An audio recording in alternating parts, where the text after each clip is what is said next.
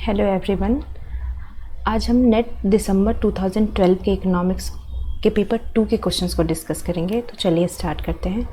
इसके पहले के ऑलरेडी सारे क्वेश्चंस को मैंने सॉल्व कराया है। जिसने भी नहीं देखा वो मेरे ही चैनल के प्लेलिस्ट में जाके देख सकते हैं। आज का फर्स्ट क्वेश्चन है, for downward movement along the isoquant MRTS यानी कि marginal rate of technical substitutions of labour per unit of capital MRTS LNK is given by.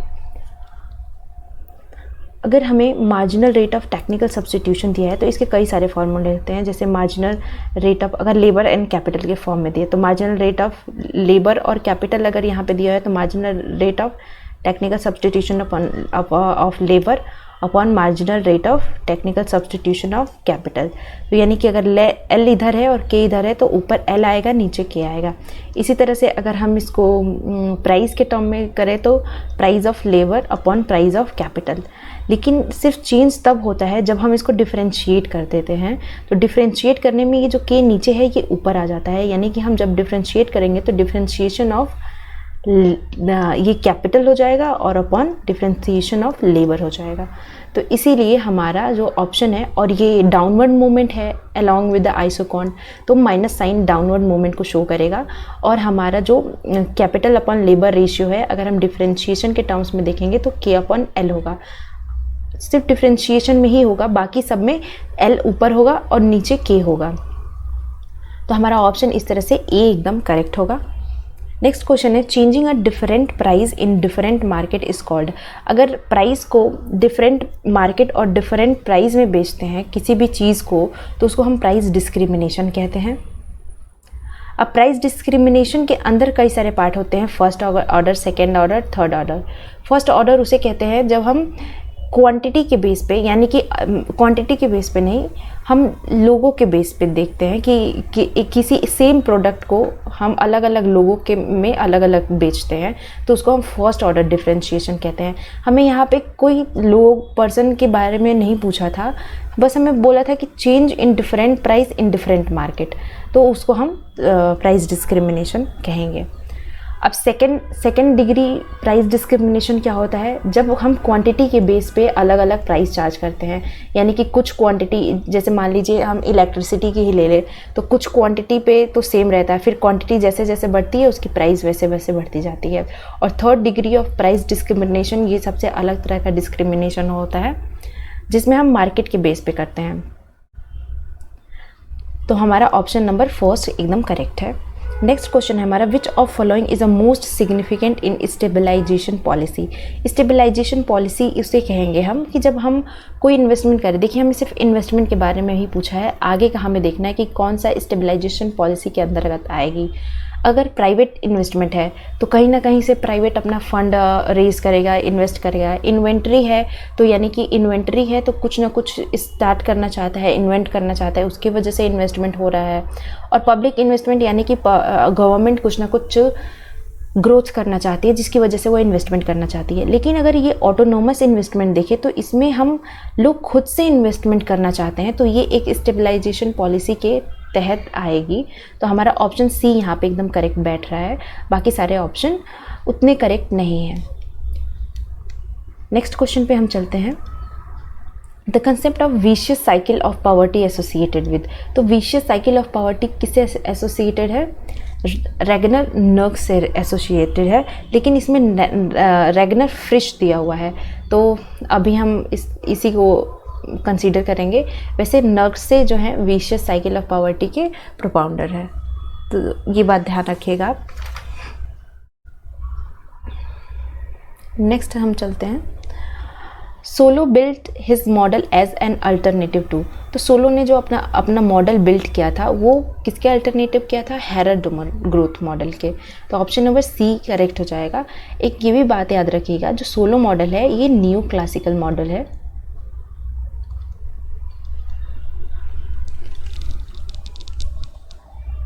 और ये diminishing returns to scale capital पे इसका होता है सेपरेटली, और कांस्टेंट रिटर्न्स जो है बोथ फैक्टर पे जॉइंटली होता है।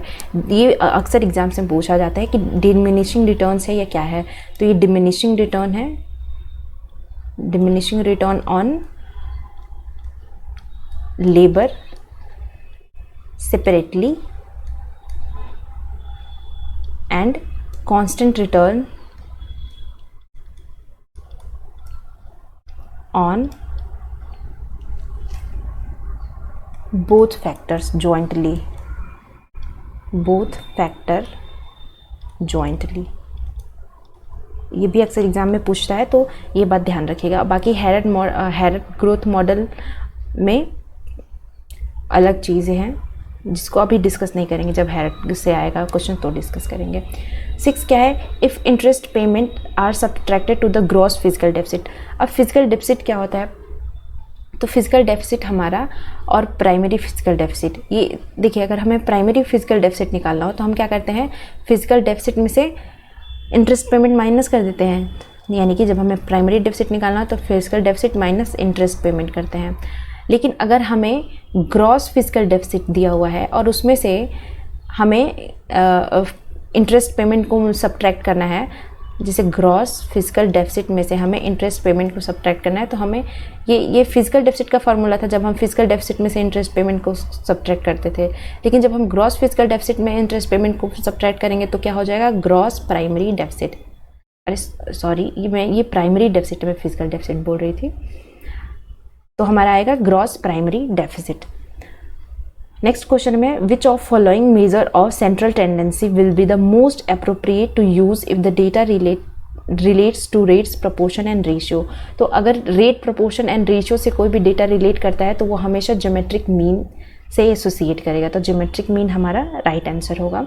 Opportunity cost version of comparative cost advantage doctrine was introduced by. तो कंपैरेटिव कॉस्ट एडवांटेज डॉक्ट्रिन किसने दिया था, हैबरलर ने। इन्होंने कंपैरेटिव एडवांटेज का और एडवांस वर्जन दिया था अपॉर्चुनिटी कॉस्ट के टर्म में। और अपॉर्चुनिटी कॉस्ट क्या होती है, जब हम कभी भी किसी सेकेंड यूनिट को कम करके फर्स्ट यूनिट एक एक्स्ट्रा यूनिट हम प्रोड्यूस करते हैं, उसी को हम बोलते हैं, मतलब एक एक्स्ट्रा यूनिट प्रोड्यूस करने में जो कॉस्ट लगेगा वही कहलाता है अपॉर्चुनिटी कॉस्ट। तो हमारा ऑप्शन 3 करेक्ट हो जाएगा। नेक्स्ट क्वेश्चन है हमारा, the most popular definition of sustainable development is given by. तो सस्टेनेबल डेवलपमेंट का कंसेप्ट 1980s में आया था, वो भी ब्रुटलैंड रिपोर्ट में। तो ब्रुटलैंड में आया था सस्टेनेबल डेवलपमेंट का कंसेप्ट। नेक्स्ट क्वेश्चन है हमारा, during the planning period highest growth rate was achieved during.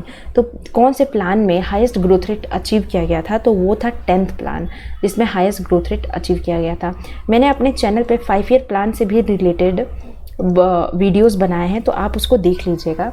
बहुत इंपॉर्टेंट वीडियो है जिसमें बहुत सारे एस्पेक्ट्स को मैंने इंक्लूड किया है। नेक्स्ट क्वेश्चन पे चलते हैं। हमें क्वेश्चन देखना है, ये है कई सारे इसके ऑप्शंस हैं। Labour theory of value was propounded bye. तो लेबर थ्योरी किसने प्रोपाउंड किया था, तो सबसे पहले तो Adam Smith and David Ricardo, इन्होंने ही इंटरनेशनल थ्योरी में लेबर को एक इम्पॉर्टेंट फैक्टर माना था, सिर्फ लेबर को ही। तो हमारे फर्स्ट और सेकंड ही करेक्ट हो जाएगा। The feature of classical system are. तो क्लासिकल सिस्टम के फीचर्स क्या होते हैं, क्लासिकल सिस्टम के बहुत सारे फीचर्स होते हैं, जैसे कि लेजिस्फेयर इकोनॉमी हो। लेजिस्फेयर का क्या मतलब होता है कि गवर्नमेंट का कोई इंटरवेंशन ना हो इकोनॉमी में, इकोनॉमी खुद की सेल्फ एडजस्टमेंट मैकेनिज्म है, खुद फुल एम्प्लॉयमेंट होता है इकोनॉमी में। अगर इकोनॉमी में कभी कुछ होता है तो मार्केट खुद ही डील कर लेता है। तो ये सारे फीचर्स हैं क्लासिकल सिस्टम के। तो देख लेते हैं हम। Monetary factor determine output and employment. क्या मॉनेटरी फैक्टर आउटपुट एम्प्लॉयमेंट को डिटरमाइन करता है, तो ये नहीं था, मॉनेटरी फैक्टर नहीं करता है, क्योंकि मनी को सिर्फ एक्सचेंज के रूप में माना गया है। तो इसलिए मनी किसी भी तरह से आउटपुट और एम्प्लॉयमेंट को डिटरमाइन नहीं करेगा। दूसरा है self adjusting mechanism of economy. तो ये सही है कि इकोनॉमी खुद ही सेल्फ एडजस्टिंग मैकेनिज्म को अपनाती है। State action to direct development. तो स्टेट एक्शन को माना नहीं गया है, तो स्टेट एक्शन भी नहीं होगा, क्योंकि लेजिस्फेयर इकोनॉमी को माने हैं क्लासिकल्स ने। और चौथा है optimization through market in absence of state control. तो इसी को लेजिस्फेयर इकोनॉमी के नाम से भी जाना जाता है। तो ये यानी कि बी और डी करेक्ट है, तो ऑप्शन नंबर सी हमारा करेक्ट है। नेक्स्ट क्वेश्चन पे चलते हैं हम। Concept of displacement effect and concentration effect in public expenditure are contributed to. तो एडोल्फ वैगनर सबसे पहले पब्लिक एक्सपेंडिचर का एडोल्फ वैगनर ने दिया था कंसेप्ट, जिसमें उन्होंने स्टेट को बोला था कि वो ज़्यादा से ज़्यादा पब्लिक एक्सपेंडिचर करे। उसके बाद डिस्प्लेसमेंट और कंसंट्रेशन इफेक्ट वैगनर के बाद आए थे पीकॉक एंड वाइसमैन, तो उन्होंने दिया था ये डिस्प्लेसमेंट एंड कंसंट्रेशन का इफेक्ट, वो भी पब्लिक एक्सपेंडिचर पे। तो ऑप्शन नंबर बी हमारा करेक्ट है। तो ये रहा सिर्फ बी। नेक्स्ट क्वेश्चन पे चलते हैं हम। Human development index is constructed with reference to. तो ह्यूमन डेवलपमेंट इंडेक्स किसके रेफरेंस में कंस्ट्रक्ट किया गया था? तो बिना अभी को ये सब देखने से आप कंफ्यूज हो सकते हैं। तो सबसे पहले आप खुद ही, अगर आपको लर्न होगी कौन कौन से फैक्टर थे, तो वो कौन कौन से फैक्टर थे आप खुद ही लिख लीजिए। तो एक था लाइफ एक्सपेक्टेंसी एट बर्थ,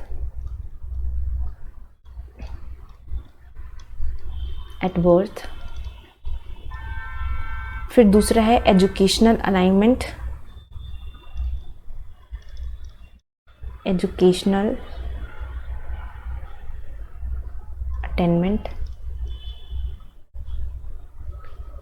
जिसके अंदर अडल्ट लिटरेसी, ये अडल्ट लिटरेसी, और इसके साथ साथ सारे कंबाइंड यानी कि primary, secondary and tertiary enrolment भी इंक्लूड होता है, कंबाइंड एनरोलमेंट।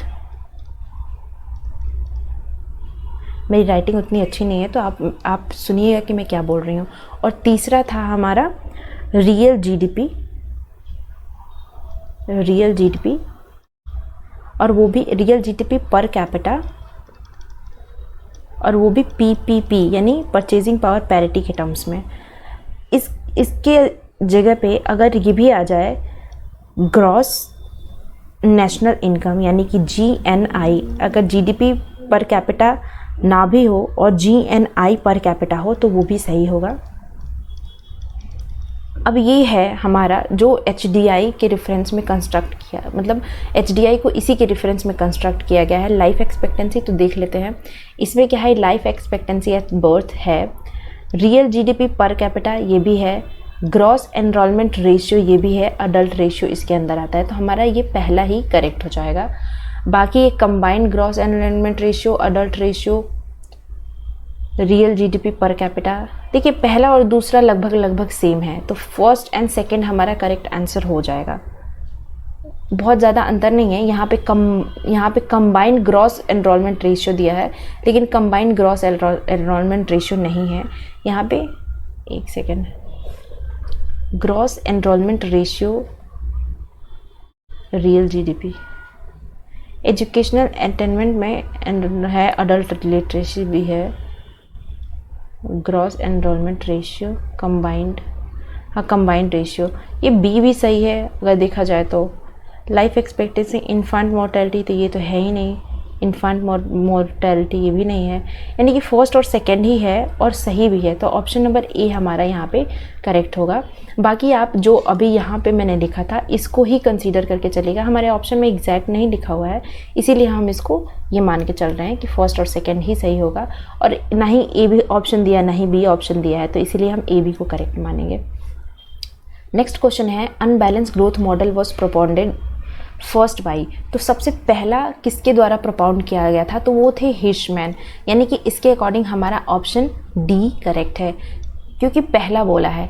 बाद में बहुत सारे लोग हिर्शमैन को सपोर्ट किए सॉरी, जिसमें पहले इनके साथ साथ हैं हैंस, ये और भी ये आ सकता है, इसीलिए आप इसको लिख लीजिएगा, हैंस सिंगर, फिर पाउल स्ट्रेंट, फिर मार्कस फ्लेमिंग्स, ये एफ है, और रोस्टो, प्रोफेसर रोस्टो, फिर जे शिहान। ये सारे अनबैलेंस ग्रोथ थ्योरी से एसोसिएटेड है। अगर हम बैलेंस्ड ग्रोथ थ्योरी की बात करें, ये तो अनबैलेंस से था, बैलेंस्ड ग्रोथ थ्योरी की बात करें तो बैलेंस्ड ग्रोथ थ्योरी रोजेंस्टीन रोडान, आर रोडान में लिखते रही हूँ, उसके साथ साथ है रेगनर नर्क्स, फिर है लेविस, आर्थर लेविस, और एक है एलन योंग। तो ये सारे एक बैलेंस्ड और अनबैलेंस्ड ग्रोथ थ्योरी में अक्सर पूछे जाते हैं, इसलिए मैंने इसको यहाँ पे लिख दिया है। हमें फर्स्ट पूछा था तो हिर्शमैन होगा और हमारा ऑप्शन डी करेक्ट होगा।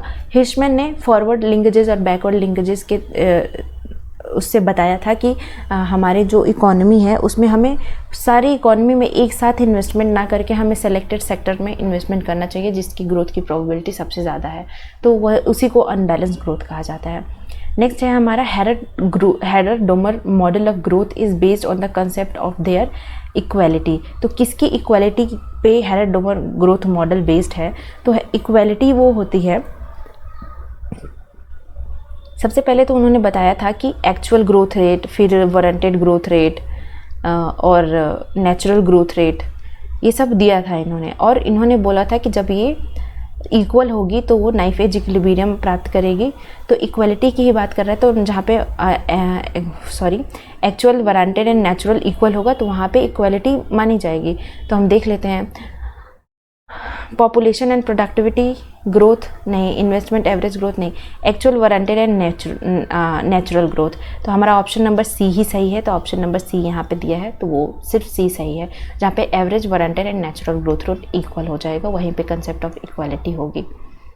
Factor endowment theory is also known as, तो फैक्टर इंडाउमेंट थ्योरी दिया था हेक्सर एंड ओली ने, और इसको हम और क्या क्या कहते हैं, तो इसको मॉडर्न थ्योरी भी बोलते हैं, modern theory of international trade, और इसको साथ साथ में हम फैक्टर प्रोपोर्शन थ्योरी भी बोलते हैं। अब देखते हैं हमारे उसमें है कि नहीं। तो मॉडर्न थ्योरी पहला है, क्लासिकल थ्योरी नहीं बोलते, रेसिप्रोकल डिमांड नहीं बोलते, और फैक्टर प्रोपोर्शन थ्योरी बोलते हैं। तो ए और डी हमारा करेक्ट आंसर हो जाएगा, तो जो सी ऑप्शन है हमारा करेक्ट है। नेक्स्ट है most important theory of increasing public expenditure is associated with, तो इंक्रीजिंग पब्लिक एक्सपेंडिचर जो है एडोल्फ वेगनर ने दिया था, तो हमारा ऑप्शन ए ही करेक्ट हो जाएगा। और इसके बाद में पिकॉक वाइसमैन हाइपोथेसिस ने डिस्प्लेसमेंट इफेक्ट और कंसंट्रेशन इफेक्ट, ये सारे 3 इफेक्ट दिए थे उन्होंने। तो हमारा अभी पहला ऑप्शन सही है, तो ऑप्शन नंबर सी हमारा करेक्ट हो जाएगा। नेक्स्ट क्वेश्चन है हमारा, under the Britain would system the long term development associated was provided by, तो लॉन्ग टर्म, देखिए ब्रिटन वुड सिस्टम में बहुत सारे जो है ये सारे इंटरनेशनल मॉनेटरी फंड्स और ये सब निकल के आए थे। तो हमें बताना है कि असिस्टेंट कौन करता है लॉन्ग टर्म डेवलपमेंट के लिए, तो लॉन्ग टर्म डेवलपमेंट के लिए है international bank of reconstruction and development और इंटरनेशनल डेवलपमेंट एसोसिएशन, ये 2 है जो कि लॉन्ग टर्म डेवलपमेंट की बात करता है। तो ए और बी हमारा करेक्ट है, तो ऑप्शन नंबर ए करेक्ट हो जाएगा। IMF ये बैलेंस ऑफ पेमेंट के से रिलेटेड होता है, इंटरनेशनल बैलेंस ऑफ पेमेंट से, इसलिए ये इसमें नहीं आएगा, तो हमारा ऑप्शन ए और बी ही सही होगा। अब प्लानिंग कमीशन की रिपोर्ट के हिसाब से, अब प्लानिंग कमीशन अब तो ख़त्म हो गई है, इसकी जगह पे नीति आयोग आ गया है, तो इनकी रिपोर्ट के हिसाब से अर्बन में और रूरल एरिया में पर डे कितने रुपए एलोकेट किए गए हैं पर पर्सन पावर्टी लाइन के लिए, तो हम अर्बन में 42 रुपीज़ लोकेट किए गए हैं, ये तो अर्बन का सही है, और रूरल में 32 रुपीज़ एलोकेट किए गए हैं, तो वो हो जाएगा हमारा ये 32 रुपीज़ पर फॉर अर्बन एरिया, एक second, rural area 32 rupees for rural area, A and D. अब ए एंड डी इसमें दिया ही नहीं है ऑप्शन में,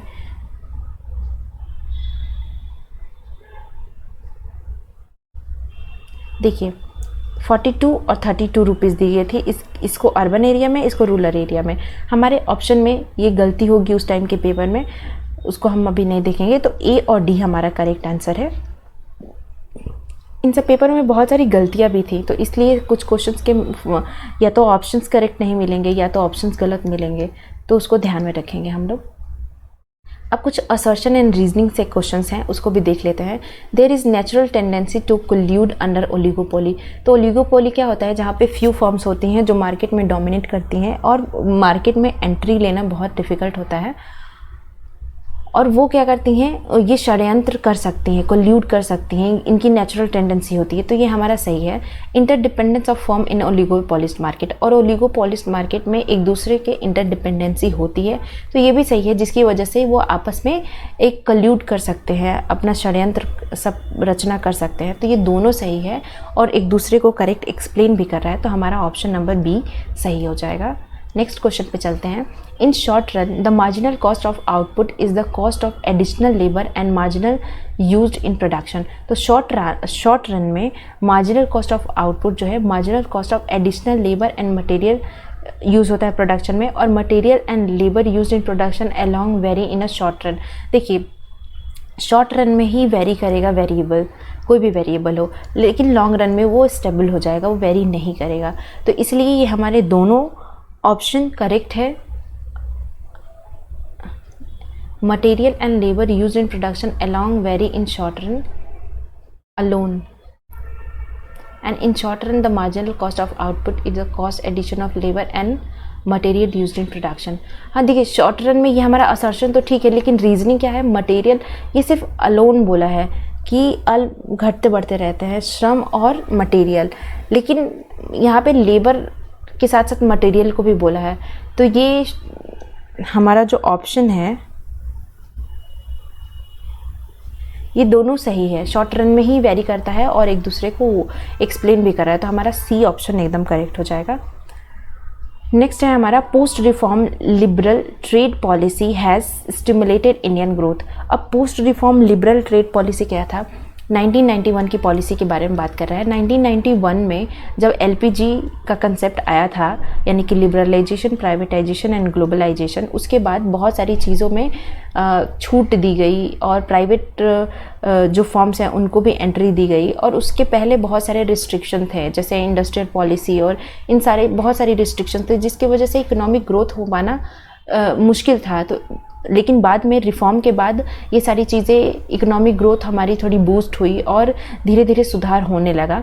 तो ये हमारा असर्शन सही है। और private enterprises got opportunity to continue the growth of the Indian manufacturing industry, तो ये भी सही है। पहले जो प्राइवेट प्लेयर्स थे उनको आने में बहुत सारे गवर्नमेंट के रूल रेगुलेशंस को देखना पड़ता था, जिसकी वजह से बहुत सारे प्राइवेट प्लेयर्स नहीं आ पाते थे। और एक तरह से अगर हमें कंट्री का ग्रोथ करना है तो प्राइवेट एंड पब्लिक इंटरप्राइजेस दोनों का साथ में ग्रो करना ज़्यादा ज़रूरी है। तो 1991 के पहले ऐसा नहीं होता था, बहुत सारी चीज़ों पे गवर्नमेंट ने अपने रूल रेगुलेशंस लगाए थे। लेकिन एलपीजी के आने के बाद जो प्राइवेट इंटरप्राइजेज हैं उनको भी अपॉर्चुनिटी मिली कि इंडियन के ग्रोथ में कंट्रीब्यूट कर सके और मैन्युफैक्चरिंग इंडस्ट्री में अपना कंट्रीब्यूशन दे सके। तो ये दोनों सही है और दोनों एक दूसरे को करेक्ट एक्सप्लेन भी कर रहे हैं, इसीलिए हमारा ऑप्शन ए है जो सही हो जाएगा। नेक्स्ट क्वेश्चन है हमारा, use of goods and services from which one can be excluded are pure private good. तो प्योर प्राइवेट गुड क्या होता है, उसे बोलते हैं जिसमें जो गुड्स है या सर्विसेज है हम उसको एक्सक्लूड कर सकते हैं। प्राइवेट गुड तो हम उसी को कहते हैं कि जब आपके पास पैसा होगा तभी हम यूज़ कर सकते हैं, ऐसे फ्री में नहीं मिलता है। तो ये हमारा असर्शन सही है। रीज़न क्या है, such goods and services are not provided free by the state, और ऐसे गुड्स एंड सर्विसेज फ्री में प्रोवाइड नहीं होते हैं, इसीलिए वो प्योर प्राइवेट गुड कहलाते हैं। तो हमारा ऑप्शन करेक्ट है और करेक्ट एक्सप्लेन भी कर रहा है, हमारा ए सही है। नेक्स्ट क्वेश्चन है, a country is poor because it is poor. ये एक स्टेटमेंट है और जो इकोनॉमिस्ट ने ये स्टेटमेंट दिया था उनका नाम है नक्से। इन्होंने क्या बताया था, कोई कंट्री इसलिए पुअर है क्योंकि वो पुअर है, क्योंकि income of the poor country is low, क्योंकि उस कंट्री का इनकम लो है, जिसकी वजह से सेविंग एंड इन्वेस्टमेंट लो हो जाता है, और लो इन्वेस्टमेंट की वजह से प्रोडक्टिव कैपेसिटी लो हो जाती है और जिससे आउटपुट और इनकम लो हो जाता है। यानी कि एक विशियस साइकिल में हमारी इकॉनमी चलती रहती है, जो कि जब कंट्री के पास इनकम लो रहेगी, पहले ही स्टार्ट होती है लो इनकम से, फिर लो इनकम की वजह से सेविंग्स लो हो जाती हैं, सेविंग लो होने की वजह से इन्वेस्टमेंट नहीं हो पाता है, इन्वेस्टमेंट ना होने की वजह से प्रोडक्टिविटी कम होती है, जिसकी वजह से आउटपुट कम होता है और फिर इनकम कम हो जाती है। तो एक विशियस साइकिल चलता रहता है, इसीलिए हमारा ऑप्शन ए नहीं, दोनों करेक्ट हैं और दोनों एक्सप्लेन भी कर रहे हैं, तो बी हमारा करेक्ट हो जाएगा। नेक्स्ट क्वेश्चन है हमारा, all historical events are the result of a continuous economic struggle between different classes and groups in the society.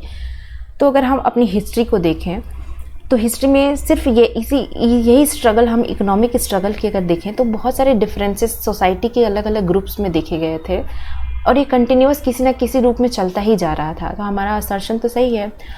और रीज़न क्या बोल रहा है कि this struggle is because of the conflict between the mode of production and the value attach to the role of different agents of the production. क्योंकि market में different तरह के एजेंट्स हैं और जिसकी वजह से मोड ऑफ प्रोडक्शन में कॉन्फ्लिक्ट्स बहुत होते थे और लोगों ने अलग अलग तरह के उनके इकोनॉमिक स्ट्रगल से डिफरेंट कास्ट और ग्रुप के बीच में, तो इस वजह से ये दोनों ही सही है और दोनों एक दूसरे को करेक्ट एक्सप्लेन भी कर रहा है। तो हमारा ऑप्शन बी करेक्ट हो जाएगा। नेक्स्ट क्वेश्चन है हमारा, capital upon labour will adjust through time of equilibrium value of the ratio. तो कैपिटल और लेबर रेशियो अपने आप खुद ही एडजस्ट हो जाते हैं इक्विलिब्रियम के लिए वैल्यू ऑफ रेशियो में, और टेक्निकल कोएफिशिएंट ऑफ प्रोडक्शन और आर फिक्स्ड, और technical coefficient of production fixed होता है। ये एक मॉडल है, कई सारे ग्रोथ के मॉडल है जिसमें ये इन दोनों को एज अ अजम्पशन लिया गया है, इसीलिए दोनों ही सही हैं और एक दूसरे को एक्सप्लेन भी कर रहे हैं। तो हमारा बी ऑप्शन करेक्ट है। नेक्स्ट क्वेश्चन पे चलते हैं, investment has a demand effect. क्या इन्वेस्टमेंट एक डिमांड इफेक्ट है? तो ये बात भी सही है कि इन्वेस्टमेंट एक डिमांड इफेक्ट है। जब तक हम किसी चीज़ का डिमांड नहीं करेंगे तो वो चीज़ बनेगी नहीं और लोग उसमें इन्वेस्ट नहीं करेंगे। इन्वेस्टमेंट आर्ग्यूमेंट्स का मतलब होता है कि कोई चीज़ ज़्यादा होना, यानी कि किसी चीज़ में ज़्यादा इन्वेस्ट करना, उसको आर्गुमेंट बोलते हैं, और चीज़ों के कंपैरिजन में वो ज़्यादा हो रहा है। The productivity and income in the country, यानी कि इन्वेस्टमेंट होने की वजह से प्रोडक्टिविटी और इनकम दोनों बढ़ती है। तो ये भी सही है कि जो इनकम है, इन्वेस्टमेंट है, वो डिमांड की वजह से इफ़ेक्ट होती है और इन्वेस्टमेंट होने की वजह से प्रोडक्टिविटी और इनकम दोनों बढ़ती है। तो ये दोनों सही है, करेक्ट एक्सप्लेन भी कर रहे हैं। तो ऑप्शन नंबर ए हमारा सही हो जाएगा। नेक्स्ट है हमारा, agriculture is the main source of livelihood of the people in India. ये भी सही है कि आज भी हमारे इंडिया में लोग एग्रीकल्चर पे ज़्यादा डिपेंडेंट है। 50% of the country are dependent on agriculture. So reason क्या दिया है हमारा, major of agricultural development should be undertaken, और जिसकी वजह से हमें एग्रीकल्चर डेवलपमेंट के मेजर्स को बढ़ाना चाहिए या बढ़ावा देना चाहिए बीच बीच में, क्योंकि हमारी ज़्यादा से ज़्यादा जनसंख्या उसी पे डिपेंडेंट है। तो ये दोनों सही है और एक दूसरे को करेक्ट एक्सप्लेन भी कर रहे हैं, इसीलिए ऑप्शन ए हमारा सही हो जाएगा। नेक्स्ट क्वेश्चन पे चलते हैं हम। In the following regression model, हमें यहाँ पे एक रिग्रेशन मॉडल दिया है। ए है ऑटोनोमस वैल्यू ऑफ y का a ऑटोनोमस वैल्यू है। If x is equal 0, y is equal a, holds hence a is a minimum value of a y which is independent of any influence of x and y। अब देखिए x and y के influence से ये जो a है वो independent है, तो ये बात तो सही है, ये ऑटोनोमस वैल्यू है और ये इंडिपेंडेंट भी है। अगर x 0 होगा तो y, यहाँ पे बोला इफ़ x इज़ 0, तो y, हमें मॉडल में y is equal to a plus b x दिया हुआ। अगर ये x 0 हो जाएगा तो ये पूरा मॉडल तो 0 हो जाएगा और यहाँ पे y a के इक्वल हो जाएगा। a is a minimum value of y। a क्या है? y का मिनिमम वैल्यू है which is independent of any influence of x and y, और जो कि x एंड y के किसी भी इन्फ्लुएंस से वो इंडिपेंडेंट है। तो इसलिए ये दोनों सही है और एक दूसरे को करेक्ट एक्सप्लेन भी कर रहा है। नेक्स्ट क्वेश्चन है हमारा, आइडेंटिफाई। हमें क्रोनोलॉजिकली अब इसको आइडेंटिफाई करना है कि कौन सा सही है और कौन सा क्रोनोलॉजी में सेट करना है। तो मार्शल थ्योरी ऑफ डिमांड ये सबसे पहले आया था, उसके बाद रिवील्ड प्रेफरेंस थ्योरी, उसके बाद इंडिफरेंस कर्व, फिर रिवील्ड प्रेफरेंस थ्योरी। और रिवील्ड प्रेफरेंस थ्योरी में ही ये वीक ऑर्डरिंग और स्ट्रॉन्ग ऑर्डरिंग की बात हुई थी। Weak preference ordering theory of demand, देखिए जो इंडिफरेंस कर्व है ना, ये इसको हम वीक प्रेफरेंस बोलते हैं और revealed preference theory strong preference है। अब पता नहीं इसको क्यों अलग से दे दिया है। अगर हम इसके ऑर्डर की बात करें तो सबसे पहले मार्शल आए थे 1890 में, उसके बाद रिवील्ड प्रेफरेंस इंडिफरेंस कर्व 1934 में, और रिवील्ड प्रेफरेंस आया था 1938 में। तो हम इसी के अकॉर्डिंग सेट करते हैं कि सबसे पहले Marshall and then indifference curve, revealed preference, जो कि इसमें मैच हो रहा है, ए के बाद बी, क्योंकि ये अगर हम ये भी देखें वीक प्रेफरेंस, तो ये तो इंडिफरेंस कर्व में ही बताया गया था वीक प्रेफरेंस की बात, लेकिन हमें ऐसा ऑर्डर कहीं दिख नहीं रहा है, तो हम इसी ऑर्डर को सही मानेंगे कि डी हमारा करेक्ट है। नेक्स्ट क्वेश्चन है आइडेंटिफाई क्रोनोलॉजिकल ऑर्डर। हमें अलग अलग ही Cambridge equations, Fisher, Tobin, Baumol दिया हुआ है। अब देखिए कैम्ब्रिज वर्जन ऑफ इक्वेशंस कब आया था। Cambridge version of quantity theory of money में बहुत सारे इकोनॉमिस्ट हैं, जैसे पीगू, कीन्स, ये सब कैम्ब्रिज वर्जन में इन्होंने क्वांटिटी थ्योरी ऑफ मनी में कंट्रीब्यूट किया था। अब देखिए इससे रिलेटेड मैंने एक वीडियो बनाया है अपने ही प्लेलिस्ट में, ऑल क्रोनोलॉजी के नाम से, आप सर्च करिएगा मेरे उसमें जाके, जिसमें मैंने सब तरह के क्रोनोलॉजी विथ डेट करवाया है, तो आप उससे ज़रूर देख लीजिएगा, आपके एग्ज़ाम के लिए बहुत इंपॉर्टेंट होगा। खैर मैं इसके डेट्स को यहाँ पे भी बता दे रही हूँ। तो ये कैम्ब्रिज इक्वेशंस आया था 1917 में, फिशर इक्वेशन आया था 1911, फिशर वर्जन, टोबिन आए थे 1956 में, और बाउमल आए थे 1952 में। अब ये देखिए जो कीन्स है ना, कीन्स के ही जो थ्योरी थी उसी को आगे दिया था बाउमल ने, और बाउमल के बाद टोबिन ने दिया था। तो ये कीन्स के क्वांटिटी थ्योरी ऑफ मनी पे डिपेंड करता है, डिमांड फॉर मनी पे, इनकी दोनों की थ्योरी। तो इसको हम सेट कर लेते हैं कि कौन सा ज़्यादा है क्रोनोलॉजी। तो पहले बी, फिर ए, डी और सी, तो हमारा ऑप्शन नंबर बी एकदम करेक्ट है। फिर से क्रोनोलॉजी है, तो कीन्स कंजम्पशन फंक्शन ये पहले आया था 1936 में, कीन्स ने जो अपनी इंटरेस्ट वाली थ्योरी दी थी। फिर लाइफ साइकिल हाइपोथेसिस के दो है, 1950 में भी आया था और 1963 में भी आया था। रिलेटिव इनकम हाइपोथेसिस 1949 और परमानेंट इनकम हाइपोथेसिस 1957। अब इसके अकॉर्डिंग देखें तो कीन्स एंड मतलब ए एंड बी तो पहले था, अरे ए एंड सी, कीन्स के बाद रिलेटिव इनकम हाइपोथेसिस यानी ए और सी, फिर उसके बाद परमानेंट इनकम हाइपोथेसिस और फिर लाइफ साइकिल हाइपोथेसिस।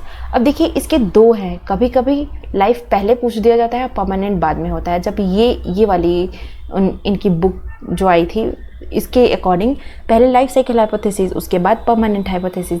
लेकिन एक दूसरी जो बुक आई थी 63 में, उसके अकॉर्डिंग लाइफ साइकिल बाद में चली जाएगी और परमानेंट पहले आएगी।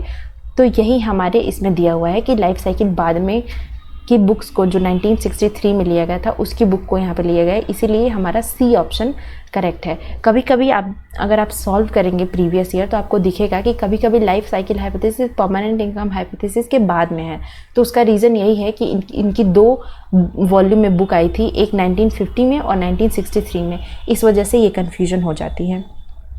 नेक्स्ट है हमारा ये मार्क्स के मॉडल के एक मार्क्स का मॉडल है और जिसमें stages of development, economic development की बात हुई है, वही हमें बताना है। तो मार्क्स ने सबसे पहले सरप्लस वैल्यू की ही बात की थी, तो सरप्लस वैल्यू सबसे पहले आएगा सी, उसके बाद कैपिटल एक्यूमुलेशन, फिर capital crisis and materialistic interpretation of history. तो हमारा डी ऑप्शन एकदम करेक्ट है।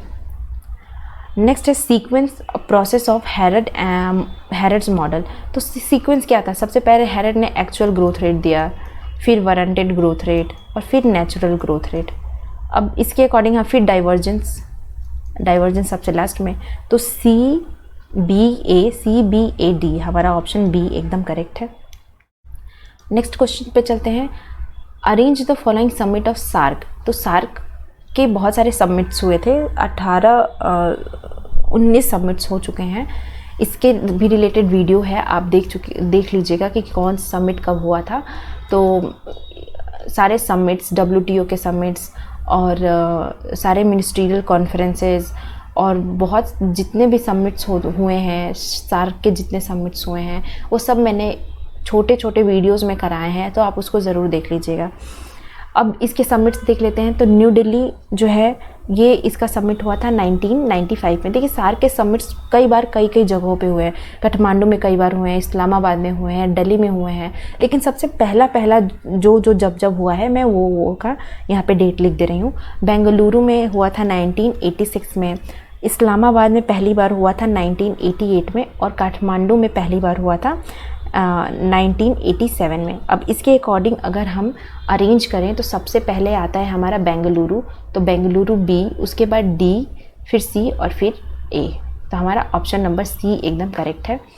नेक्स्ट क्वेश्चन है arrange the structure of balance of payment account in which these items appear. अब बैलेंस ऑफ पेमेंट अकाउंट में कैसे ये सारे आइटम्स अपीयर होते हैं, तो हम जैसे पढ़ते हैं उसके हिसाब से हम सेट कर देंगे। तो पहले हम पढ़ते हैं करेंट अकाउंट, फिर कैपिटल अकाउंट, फिर उसके बाद ऑफिशियल सेटलमेंट अकाउंट, और उसके बाद एरर एंड ओमिशन। तो इस तरह से करंट, कैपिटल, सी, ए, डी, बी। तो हमारा ऑप्शन नंबर बी एकदम सेट हो रहा है इसके अकॉर्डिंग, तो बी हमारा राइट आंसर हो जाएगा। State the order of the appointment of following as a chairman. अब इनके हमें क्रोनोलॉजी सेट करनी है। तो सबसे पहले तो केसी नियोगी थे, तो अगर हम ऐसे भी देखें तो सब में ए है, तो हमें ये आना चाहिए कि कौन सा सबसे पहले था। उसके बाद जो है ये ब्रह्मानंद रेड्डी के 1972 टाइम है, साल्वे 1987, और ये है 1960। तो इसके अकॉर्डिंग ए, बी, हमारा जो इसके अकॉर्डिंग बनेगा ए, डी, बी और देन सी। तो हमारा ऑप्शन ये करेक्ट हो जाएगा, बी। हमें अब इनकम टैक्स, इसको भी क्रोनोलॉजी में लगाना है। तो इनकम टैक्स सबसे पहले 1961 में आया था, एक्सपेंडिचर टैक्स 1956 में वो कैल्डोर ने दिया था, वैल्यू एडेड टैक्स 2003 में, और फ्रिंज बेनिफिट टैक्स 2005 में, और फिर बाद में इसको बंद भी किया था। अब टैक्स से भी रिलेटेड क्रोनोलॉजी मैंने ऑलरेडी अपने वीडियोज़ में कराई हुई हैं, तो वो देख सकते हैं आप लोग। अब हम इसको सेट करेंगे तो सबसे पहले हमारा एक आएगा एक्सपेंडिचर टैक्स। तो सबसे पहले एक्सपेंडिचर टैक्स हम